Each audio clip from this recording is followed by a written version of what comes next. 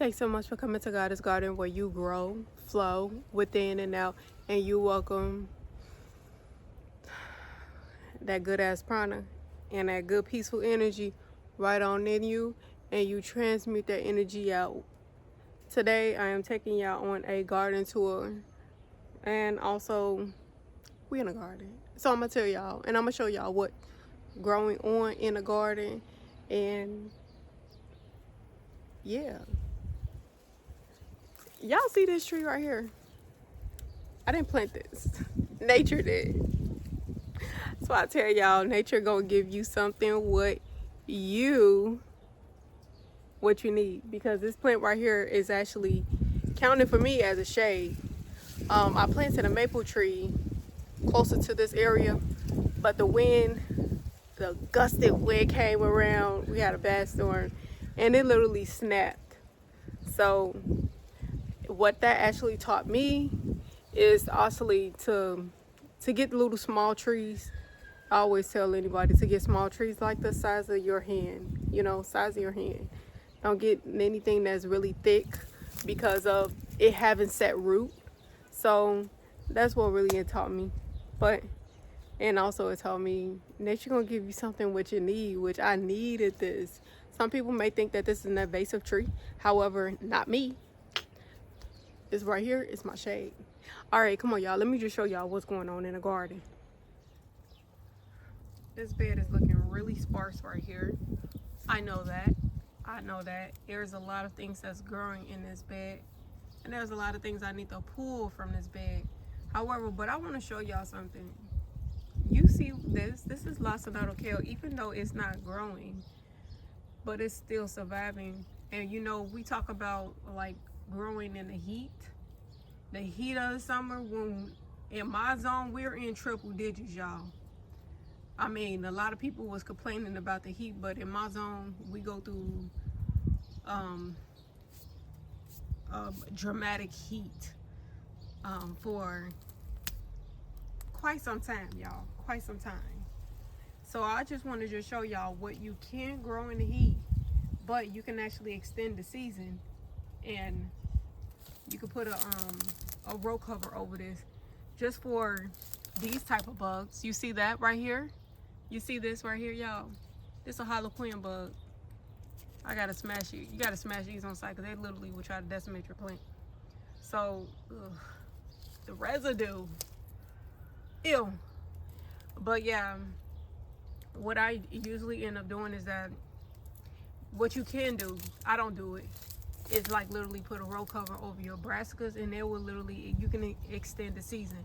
But once those triple digits come, they're not going to grow as fast. They're just going to probably just stay as high, but you're going to put a cover or a netting over these for the bugs won't get to them, because bugs tend to go to plants that's stress, and also that doesn't have a healthy living soil. Your soil actually matters, y'all, and I want to say that soil health actually matters. So I'm always going to keep on preaching that, to keep on telling y'all to make sure that you guys are working on yourself, your cells, and also your soil. In this bed where my tree is growing, this tree is growing, I got some Lathanas over here. Lathanas is really, really pretty, but I also had cannas too. I just put these in not too long ago. Well, it ain't not too long ago. It was actually in the springtime I put them in, and I put them in from they were from the big box store, Bose, and they were literally on clearance. So I just threw them in there, and they're doing good. They haven't put flowers on yet, but I think they usually put flowers on during the next season or so. We'll just see. They're cannas though. Here's my recommendation, y'all. If you can, this is how you spread out your seasonal plants. If you want to grow leafy greens, put them underneath a canopy, like a tree that offers shade, or even sunflowers that offer shade, because those things will actually have a protector for your leafy greens. And at that, like it will pretty much it will actually help extend the season for your leafy greens, and also your lettuce too. So yeah, you want to do that. And also, I always recommend planting berries like strawberries. So if you're in a warmer temperate climate, I always plant strawberries, and I want to say blueberries. But you can put blueberries underneath the tree, but your soil literally have to be acidic. It cannot be alkaline, because I don't know, like I killed so many blueberries. I already know. Blueberries does not like alkaline soil. It loves acidic soil for some odd reason, but I don't even care though, because I don't really care for blueberries, because those blackberries I like, because blackberries love my soil, and it doesn't mind my alkaline soil. It doesn't mind my soil. It loves my soil. It loves, love, love. That's another thing is that I like to plant things. So like I was saying, is that I love to plant things that love my soil. Whatever that loves my soil, I like to plant it. I don't like to plant things that really does not want to survive in my area. Me, do not like babying things. Me, like to do trial and error what loves to grow in my area. However, some things may not like to grow in the soil due to the fact is that it may be poor soil. So that's why I always say, I always recommend to build up your soil, and always build up your cells and build up yourself, because guess what? It returns right back to you. That's what it does. All right, don't you know like how people always talk about like how you cannot grow things from the grocery store? Yes, you can. This is a melon that I bought from the grocery store, and they're growing. So do not listen, or basically I want to tell y'all just to go out there and experiment y'all own self, because people can mislead you and tell you is that you can't do something just because they want you to buy their product, and that's what it is. So you can certainly grow something from the grocery store. And let me just show y'all an update on that kale. All right, y'all, remember that kale I planted? Remember that kale? It was a short that I did, and I told you all to plant. You could be able to plant things from the grocery store. This is the kale right here. I just stuck it in one of these green towers in some soil. I did not root it or anything like that. I just stuck it in the soil, because I always feel like it's a waste of my time to put it in water. I would just rather just root it where it's going to be at, which is in the soil. So check this out, y'all. I got new growth growing in right here. This is going to grow because I've done this before. But I just want to show y'all and just tell y'all, you could be able to grow things from the grocery store. You do not need people trying to discourage y'all. I encourage y'all to do it. And also I encourage y'all to grow something else from the grocery store. You can actually take those seeds from the grocery store and grow something. Grow your produce from there. So over here, I went on ahead and got some more chili pekin plants because they were on sale. And at that, why not? Chili pekins are a perennial in my area, and it's actually a native pepper plant. Not only is a native pepper plant, but they taste good. I like them, and I like to actually put them in my salsas, my stews, everything like that. Is it a spicy plant? Yes, it's a spicy plant. So check this out, y'all. Even though my garden, look, y'all see this, is pretty messy. However, those seeds that does drop, this is basil growing. I didn't plant this basil. The seeds drop, and it just grow. That's what it is. It just grow. So that's basil right there growing. And guess what? More seeds is growing on this basil. If you don't want your basil to go to seed, all you got to do is just pluck out the seeds and pluck it off, and then it'll just grow more bushy. You don't need to You don't need to discard the plant or anything like that. Or if you do want to let the seeds grow, just let them grow, and once they go into seed, they go to seed, and then you just put them in a brown paper bag so they can continue on browning. Oh, that's Mrs. Burns basil, or no. Oh my gosh, that's lime basil. Oh my gosh, it smells amazing. Lime basil smells amazing. Here, y'all, just smell it.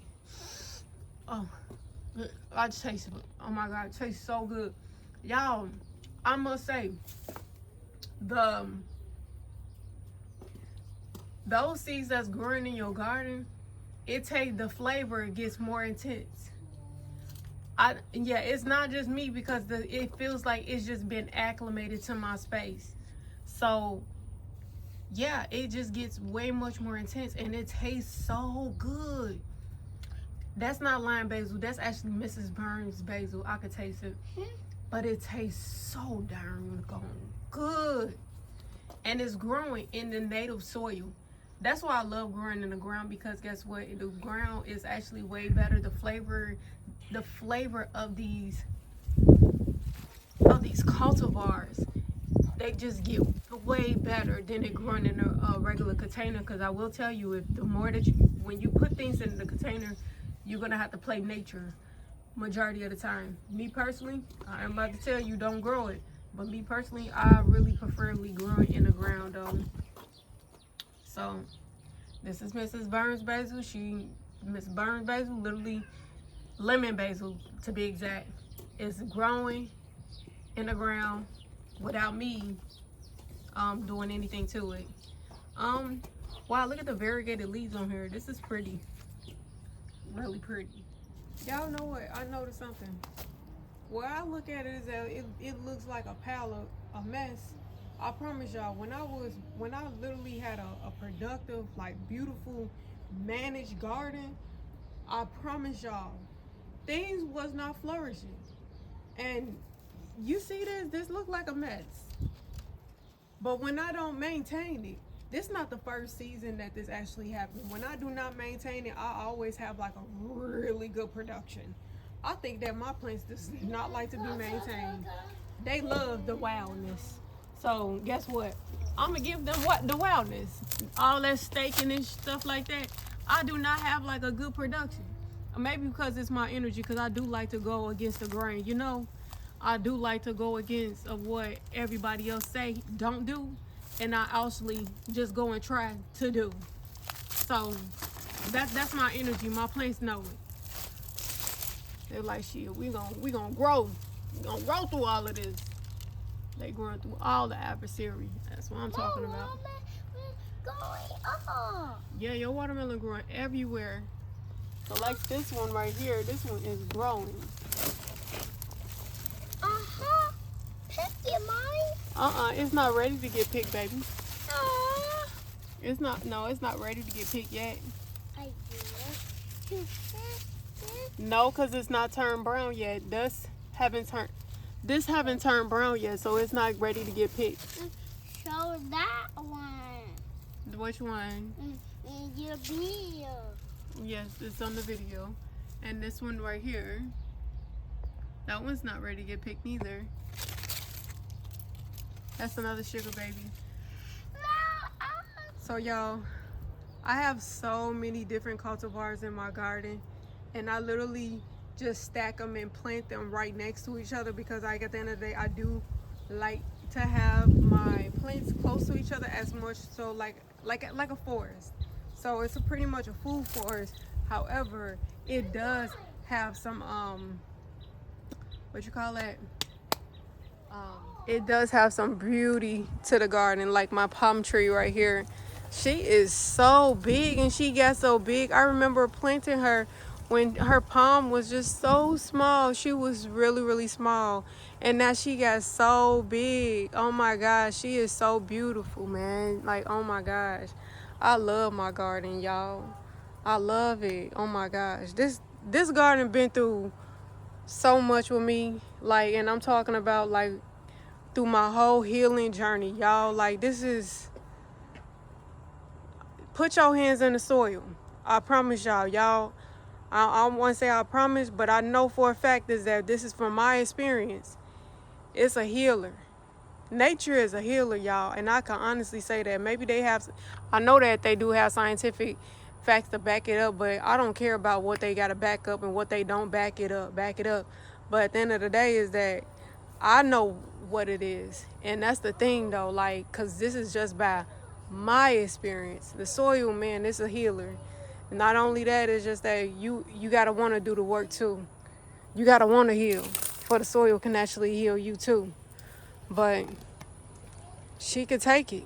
She want to heal. Oh my gosh. But yeah, this garden literally has taught me so much. Has really, really taught me so much.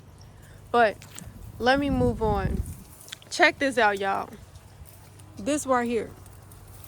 Check this out. This right here is a pomegranate tree. This is my pomegranate tree. I'm going to show you when I first planted this tree. This was like a couple of years ago. Like literally, 2 years. It was this size. Literally, it was this size. This size. I didn't get no type of growth until I really started focusing on my soil. That's why I always tell you all, focus on your soil, y'all. Focus on your soil, y'all. And also focus on the growth from within too. Because guess what? It got so big. This got super big. It started focusing so much growth because of the roots and everything. Like I always tell y'all, like, focus on the soil, focus on the soil. Like, adding so much organic matter. All this stuff was just like, I did a bunch of chopping drops. I did a bunch of composting into place, basically just food scraps. I did a bunch of, like, this is the big kicker. When I start adding the mushrooms in there, which is the spent mushroom mycelium blocks. The spent mycelium blocks, which is mushroom substrates. I start adding those in there. This will really actually help my soil come to life. And look at it. And also you could do chip drop. Chip drop is another one I did also. But look at this. Then, oh, not to trip over this, I got some Turk's Cape, I think that's what it's called. Over here, it's a native plant. So I got that over here right next to my pomegranate tree. And also right next to that, besides this persimmons right here, right next to that, I actually have like a, this right here is a passion fruit. It's a viney passion fruit. I actually have it in a container, but this is going crazy. This is going so crazy. This is super long, so long. And right next to it, it has like, I have a peach right next to it. Then also muscadines over in that area too. So I do plant a lot of cultivars, but I do plant them close to one another, like, because cultivars, little don't y'all know, they help one another. They not like how humans is. Like, literally, they help one another. They don't manipulate another person to try to get where they want to get to. They don't sit here and try to scheme or scam or anything like that. They help. They know what they need to do in the ecosystem. They're not in this whole survivor mechanism. I don't even call it survivor mechanism. I just think that it's just some low vibration. I don't even call it low vibration. It's just trash vibration at the end of the day. But yeah, this right here, just look at this. This is so lush. So lush. You could just look. All of this is super lush. And over here, I do have some roselle, which is called, look at this grasshopper. What you doing right here? Huh? What you doing? You better not be eating up my stuff, okay? You better not be eating up my stuff. Okay, but moving on. This is like, they call it Jamaica or Jamaican hibiscus, roselle. But yeah, this is the plant. And I remember just planting this one. It was just really, really small, super small. But this gets really, really big. This is the smallest I ever seen it. Because I planted another one. It just got so big. It got the width and the height of this palm. It was so massive. Really, really big. Look at the watermelon. The watermelon is literally is watermeloning. It's doing what it needs to do. It's being very productive, very productive, very productive. Going all the way over here and by the burdock and some other stuff that, yeah, I don't know. You know, I don't keep up too much on my garden like that, y'all. Yeah, it may look like a mess, but my garden is being productive. That's what I do love about it. Where the mess is, that's where the production is. Yeah, where the mess is, that's where the production is. Yeah.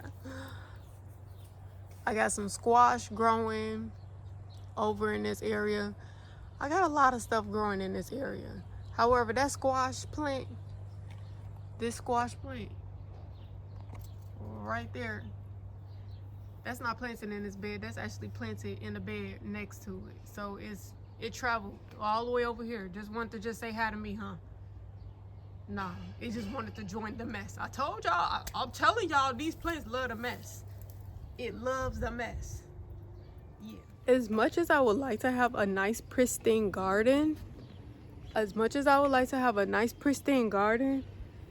my garden don't want it to be that way, because I actually get more production when it's not pristine, when it's not perfect, when it's not staked, all of that other good stuff. And it does when I just like let it just get out of control. So, cause shoot, it's the energy. It's the energy. It's the energy. Yeah, it's the energy, y'all.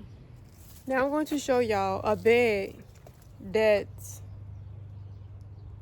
literally, it had a good production. So it had good production, but what's this on my head? Oh. But yeah, it had a good production, however, not like the one I just showed y'all. All right, this bed over here.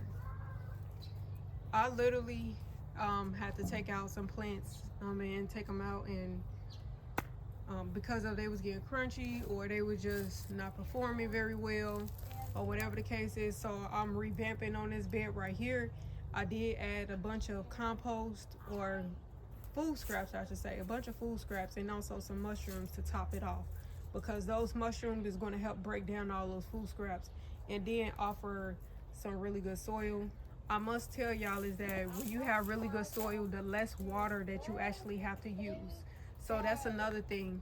You utilize less water when you actually have less soil. And the same thing with fertilizer. If you have really good soil, you don't have to utilize as much fertilizer too. So continue on building up on that soil, because you don't have to continue on buying these products from the big box store.